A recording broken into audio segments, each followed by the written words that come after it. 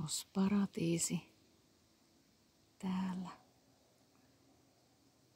Tää on kyllä valtavaa runsautta, mitä luonto on järjestänyt tänne jo monena päivänä. Näitä amiraaliperhosia ja muutamia muitakin, mutta kymmenittäin. Ja sitten kun tämä puutarha on nyt ollut luonnontilassa villi ja vapaa, niin tässä on nyt sitten se tulos, mitä siitä syntyy. Kerta kaikkiaan. Ihanaa.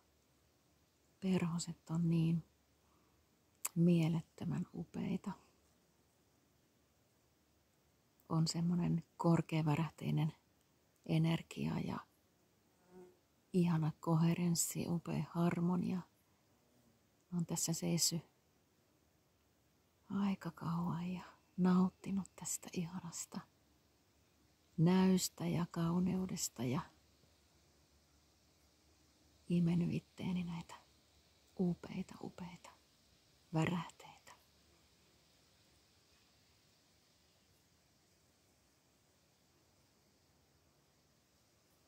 Välillä ne tulee käymään mun luona ja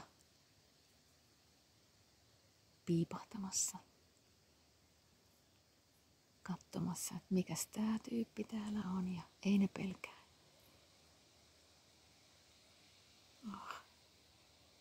Tästä valtava kiitollisuus kumpuaa, sydän aukeaa. Tää on niin hienoa.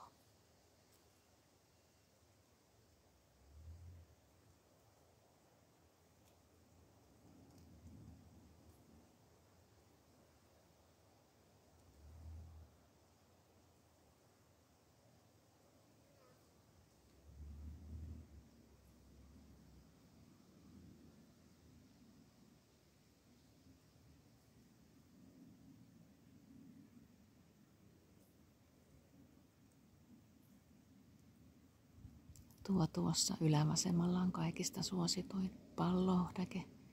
Siinä on parhaimmillaan ollut 10 amiraalia ruokailemassa.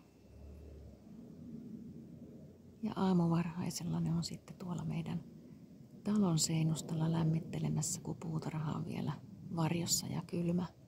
Ne tulee siihen talon seinälle ja sekin on ihan huimaava kokemus, kun saa olla siinä niiden kanssa.